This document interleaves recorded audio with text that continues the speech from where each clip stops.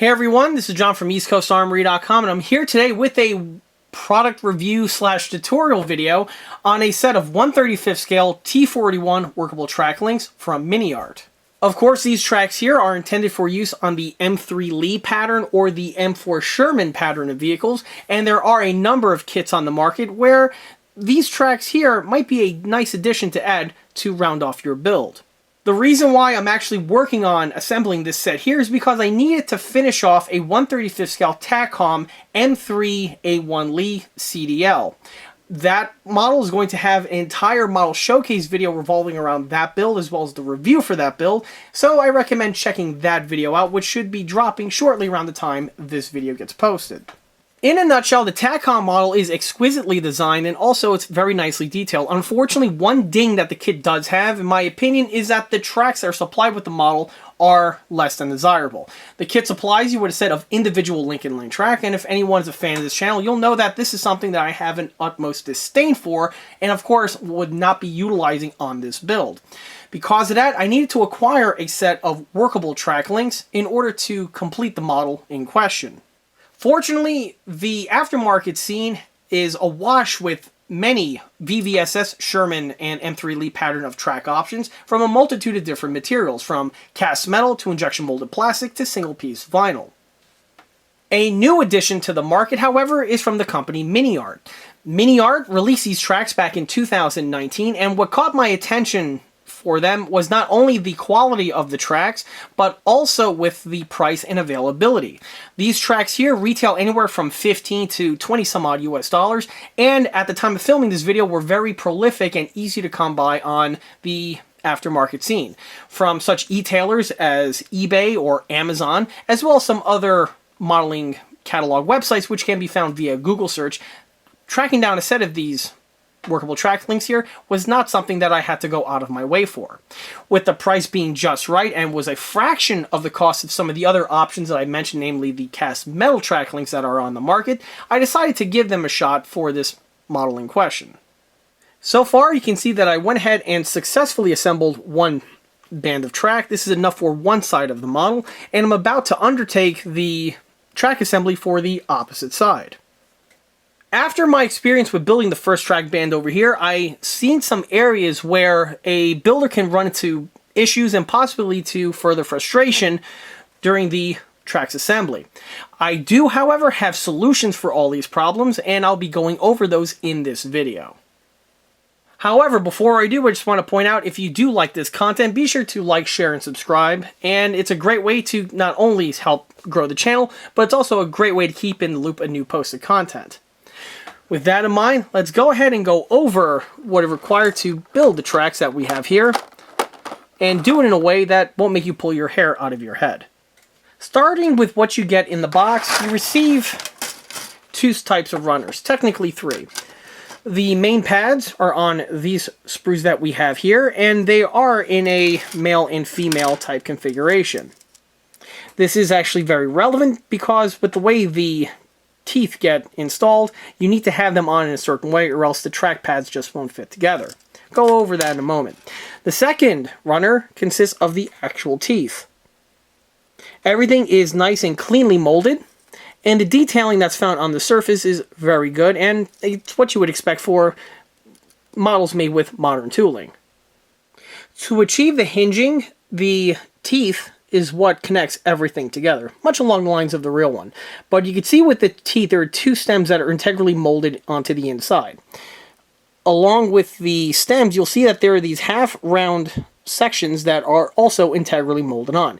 This is why the orientation of these pieces on the pads are very important, because these will only fit on in a certain way because of the way the half-moons are molded into the inner portions of the track pad.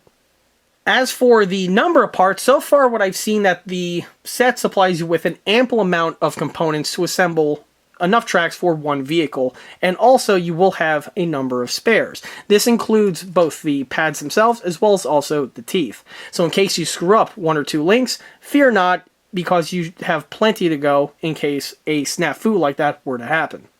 To assemble the tracks, I utilize the four tools that you see on the table. First is going to be a pair of clean cut snips. This is obviously going to be used to remove the stuff off of the sprues. A flat needle file is also going to be a nice little handy bit of equipment. A small hobby knife, or in this case a miniature box cutter, either will do. And also a bottle of adhesive. For the glue in question, I'm utilizing the Pro Thick CA from Great Plains. This is the same super glue that I use to assemble all of my plastic models and even my not so plastic models. The reason why I recommend this particular one though for this application is because you want the thicker stuff, as it's more precise in its application compared to the thinner stuff, which can run all over the part when the pieces are adhered together. Keep in mind, you need to have glue at only a certain location, otherwise the hinge is going to seize up on you and negates the whole reason why you're going for a workable track link in the first place. With the thick CA, it's a little bit more controllable compared to the thinner stuff. One other advantage that using CA has over conventional cement is that this is not a permanent bond, as strange as that may sound. If you run into a situation where you have a snafu with the glue and you use accidentally too much and the piece gets seized on you, this is reversible with a tube of solvent like I have here. This material, I have it listed in the video description below in case anyone needs to acquire it for one reason or another. But suffice to say, this stuff does not harm the plastic, but will dissolve the super glue, so if you screw it up, you can revert to the way it was prior to the piece being assembled. With a little luck, however, I shouldn't be needing this stuff for the assembly of these tracks, which is why I do not have it listed in the tools that I'm going to be using for this tutorial. But this is more or less to have something in your shop as an insurance policy in case the need be ever arises. Here I have a small little section of track. This here was assembled from the remaining links found on the runner that was used to finish off this band that we have here. However, the techniques are identical from starting fresh as opposed to just adding on to an existing track length. To assemble the parts out of the box, the instructions are actually supplied right here on the rear panel of the packaging. Here you can see exactly how the sets are designed. You're supposed to put the female side of the trackpad on the table. You then cut out your teeth and you index them into their appropriate locations. Then you secure them in place with the top sections of the track and only add a small drop of glue to the center portions here. Once everything sets, the section should hinge because the adhesives are not making contact with the pin sections found on the track teeth. With the way the teeth are designed, you have this little nub that I referenced earlier, and this keeps it in place and prevents it from falling out so that the track can actually hinge and stay together. The concept itself sounds pretty sound, and in theory, it looks like it'll go together pretty easily. Unfortunately, in practice, I found it to be the opposite. If you try to follow these instructions here and follow them to the T, you're going to lead to frustration and possibly disaster. So this is something that I'm going to be addressing in this video. From assembling these tracks, I found that trying to index everything up and keep them in place for the final lockup was very, very difficult, if not impossible. These pieces are very small and are really susceptible for movement, and because there are so many parts, this compounds the difficulty. When I was building the track, I built them on a flat tabletop surface like you see here. Perhaps if I would have laid down some double-faced tape, this would have aided in keeping the track pads in place. However, with the technique that I stumbled upon into, the need for the double-faced tape is just not necessary. To start the track assembly, the first runner is the one with the female end like I touched upon before. This one has to lie face down and they are not reversible, although they appear to be at quick glance. Like I touched upon before, with the way the teeth are designed, there's this little cutout found in this section here, and because of this, the teeth can only be fitted in one direction. So this is important to keep in mind. To take the parts off of the sprue, I'm going to utilize the clean cut snips. And 2 little snips on either end is all that's required to free the component from the confines of the runner. Even with use of the clean cut snip, you can see the burr that remains on either side. This needs to be addressed because this may lead to issues when it comes time when the links are stacked together, and it may inhibit the motion of the track. Plus, it also looks unsightly. To remove this, I'm going to utilize this flat needle file that I have here. Basically, I'm just going to run the flat end up and down the surface where the burr is present, and after a few passes, the burr is completely eliminated. do the same thing to the opposite side. With the bottom trackpad ready to go, I'm going to do the same procedure to the one on the top, just to save a little time and also to make it as much as a sub-assembly as possible. No point getting that on camera, it's the same techniques that I just showed. If there's a small little burr remaining from the sprue, this is where I use the knife here to just go ahead and clean it up further. However, this is not something that generally needs to be done every single time. But before I go ahead and free them off completely, this is where I'm going to go ahead and make the modification that differs from the instructions. With the way the pieces are designed, as we've seen before, there's that small little block that's found on the end. Well, this is what leads to problems when you're trying to assemble it out of the box. So what I'm going to do is I'm actually going to remove only one of the little block sections off of each of the links. The one on the opposite side is going to remain intact, and I'm not going to mess with it, and it's going to be required in order to achieve the hinge section, as well as also to prevent the piece from backing out. When the top part of the sprue is removed, you have access to easily go in here and cut away the little nub. And I do it to the same section on each side, like this. With that little stem removed, I can go ahead and remove this section from the sprue fully. With the nubs removed, it's now time to secure them to the track. With the portion that had that little nub removed, this is going to be tack glued on into this section right over here.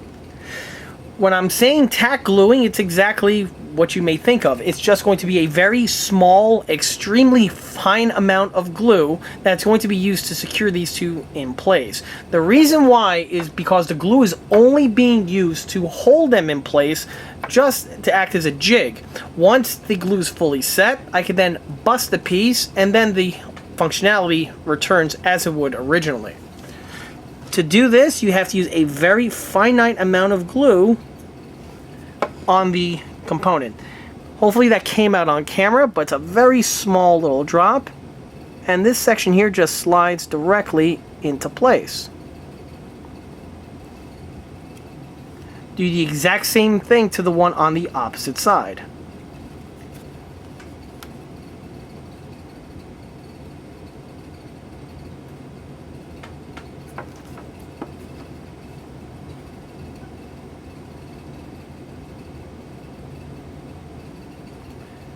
Once the teeth are secured, you'll notice that they are not moving around and stay in place. At this point here, I could go ahead and index them to the trackpad, like so.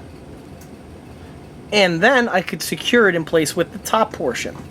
For the top portion, like I stated before, you need to use a very small drop of glue right here in the center.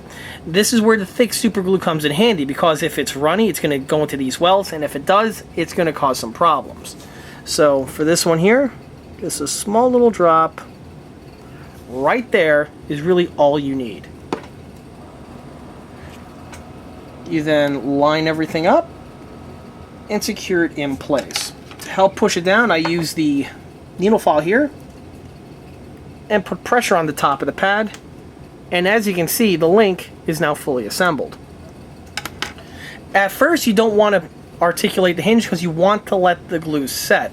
Once the glue is fully set, you can then just go ahead and articulate the track, and the hinges will start opening up. Those little drops of glue that I touched upon before on the tooth are simply going to give way without causing any damage to the pin itself. And when you're done, as you can see, the track is fully articulating and is completely functional. That's basically it. Rinse, wash, repeat until eventually you will deplete the runners and have enough length of track to complete one whole side of the vehicle. As for how many links you need to complete one side, well, this leads to some variation. On the box over here, unfortunately it's covered up by this obtrusive sticker, but it says 79 links per side. I'm not really sure how many links went into this, but in order to get the length, I went ahead and compared it to a set of vinyl tracks that I had on hand from another Sherman kit that's in my stash. The length seems to be the same size, but of course, nothing beats having the rubber meet the road by test fitting it on the actual tank itself. Some Sherman kits out there, they have an adjustable idler system, and this may lead to the addition or subtraction of a link in order to get the appropriate tension. At this time, the tank is actually fully completed, painted, and weathered, and it's just basically sitting waiting for its shoes to be completed. With the model in that configuration, it's really easy to go ahead and test fit it to see if everything is where it needs to be. Also, just like with all the other workable track options out there, once you find out your system and you get into your groove, the assembly of the track goes by fairly quickly. Next thing before you know it, the track bands are fully assembled, to which then they could head off into completion, which includes both paint and weathering. On my models, I like to paint and weather tracks separate from the tank itself, and then I mount them on once everything is completed. This differs from some people out there who like to build, paint, and weather the tank with the tracks fully assembled, which I always thought was insane, but, you know, some people like to do it that way. Me, personally, I think that's a terrible idea, because good luck trying to paint some of the inner recesses over there once everything is fully fitted in place. But I'm digressing. Once the tracks are fully assembled, here you get to see how many components are remaining. As you can see, these are the last two segments of track that are left on their runners. There would have been one more pad, however, during the course of construction, one of the pads was misplaced, so fortunately I was able to use the other one here that was remaining on the runner. But as you can see, you have enough tracks to assemble one standard length Sherman. I'm not sure if this track here would be suffice for an M4A4 because that vehicle does have the longer hull. However, I'm pretty sure that this set will be able to work on that because even though the tank is longer, it's only by a couple of links or so. So with that in mind, I believe this set here will still be able to work on both short and long hulled Sherman tank variants. Now that's just with the pads. When it comes to the teeth, this is basically all that I had remaining.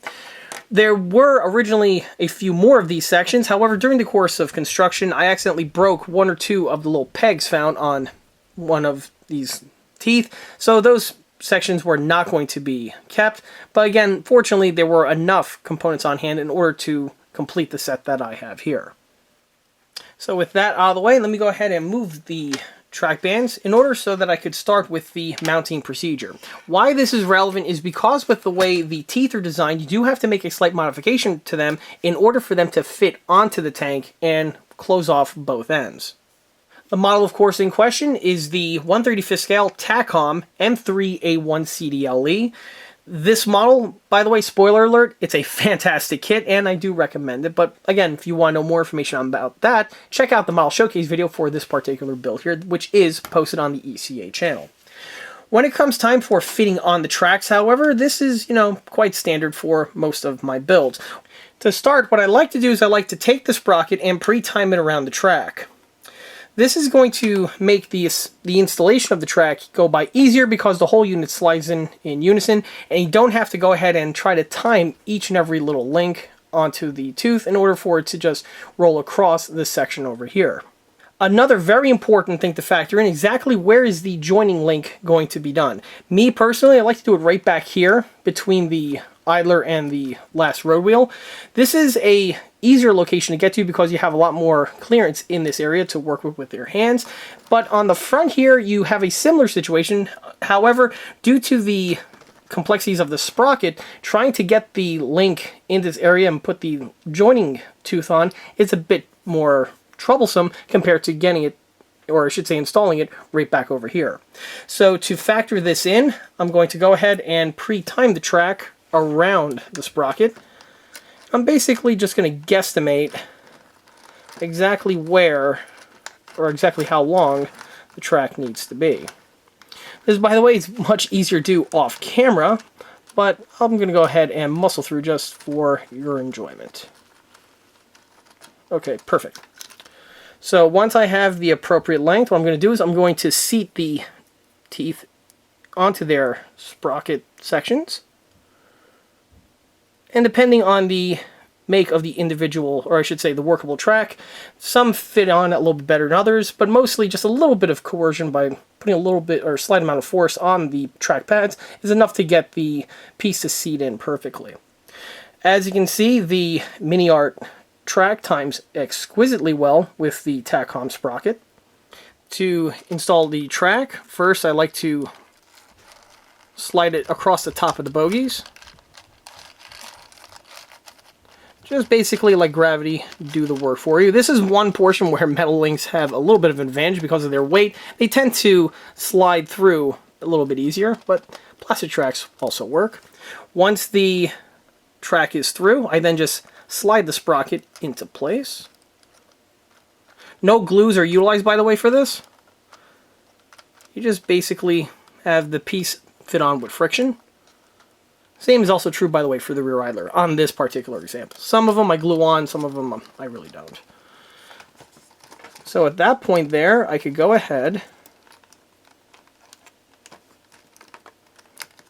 and get the two sections where they need to be. So at this point here, I could go ahead and lock the tracks in place. To do this on a Sherman, specifically VBSS type Sherman, keep in mind you have those two teeth that get mounted to the ends, and this is what secures the track together. Well, like what I showed earlier where I went ahead and snipped off one of those little stems that came off of the, or not the whole stem, but that little top portion of the stem that descends from the tooth itself. For the joining link, I need to do that, but I gotta do it to both of them because obviously trying to fit it onto these tracks that are fully assembled is not going to happen. This is done with the clean cut snip, and I have this link over here, or I should say this tooth over here that I did off screen, and you can see how it looks with those two little nubs that have been removed. Obviously you do not want to remove the entire stem. That's bad. You need the stem there because this is what's going to connect everything together.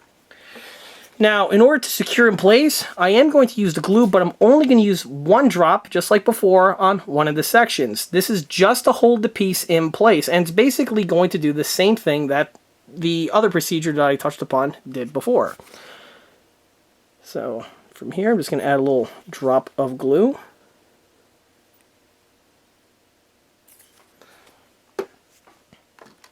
And then I could line everything up.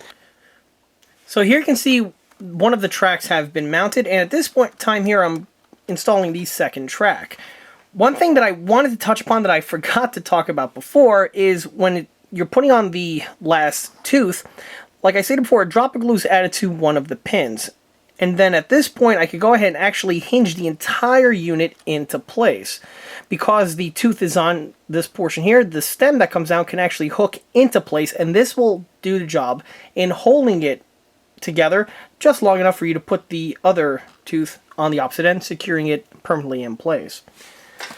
So again, it's a little tricky to get on camera, but hopefully this works out. Okay, there you can see I went ahead and lined the two sides up, and the last tooth over here is going to be modded and then fitted in place.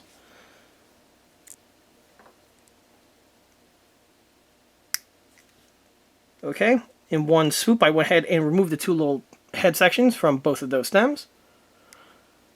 Now I'm going to clip away the tooth off of this sprue. And there we have it. So, I'm just going to add a little drop of glue to one of these sections, preferably on the same side as I did with the other one. And that's all there is to it. Once the final pin is added in place, the track is fully assembled, and the tank, at this point, now has its shoes. And with the model placed on its own suspension, you can see how well everything fits together with both the Takom kit paired with these Miniart tracks. One thing that I really like about the tracks is not only do they time absolutely perfectly with the sprocket on the Takom, but you really get to appreciate the engineering found on the Takom suspension. The Takom kit does have a form-fitting suspension, which is typically seen on many other Sherman and Lee type variants on the market, but if you're using the stock individual Lincoln Link track, this is something that is not going to be appreciated because obviously it's going to be cemented in place. With the workable tracks, you now have the animation, or I should say the feature of the form-fitting suspension. Why this is relevant is if in case you're trying to build one of your models for a diorama and you want to articulate the suspension, this here is a fantastic pairing in order to really get your model to its full effect. Because the track is workable and because the sprocket is not glued on, you can see that it does have some rolling capabilities to it. However, This is something that is not playable, so if you're looking to add these to a model that you want to push it across the rug or possibly motorize or RC convert, these are not going to be recommended. These tracks are far too frail and brittle for that type of an application. After building these tracks here, I could definitely say that they are highly recommended. If you have any of the Takom M3 Lee pattern of vehicles, or if you have any of the Dragon M4 family of vehicles with the individual link and link track, these replacement sets here are extremely recommended. In fact, I literally cannot recommend them enough.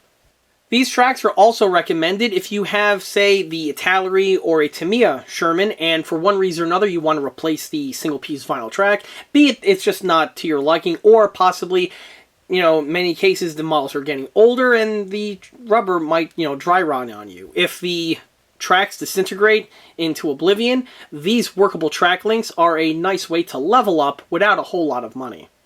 On a similar note, this is another advantage that these tracks have, is their availability and their cost. The tracks are far more affordable compared to some other options that are on the market. You know, in many cases, it's not unusual to spend as much, if not more, on just the replacement workable tracks as it was for acquiring the kit in question. Outside of the cost, these tracks at the time of filming this video are very abundant and are really easy to come by. The only other thing I want to mention is, like I stated before, you have to watch out with how you assemble these tracks. If you follow the instructions, it's not going to work out that well for you. However, if you just make the one little or two little modifications that I mentioned, the tracks assembly will go by without a breeze, and then you will have a nearly perfect M3 Lee or M4 Sherman pattern vehicle fully tracked in your collection. And with that, that wraps up this product review video slash tutorial video on the Miniart 1/35 scale T41 workable track link sets.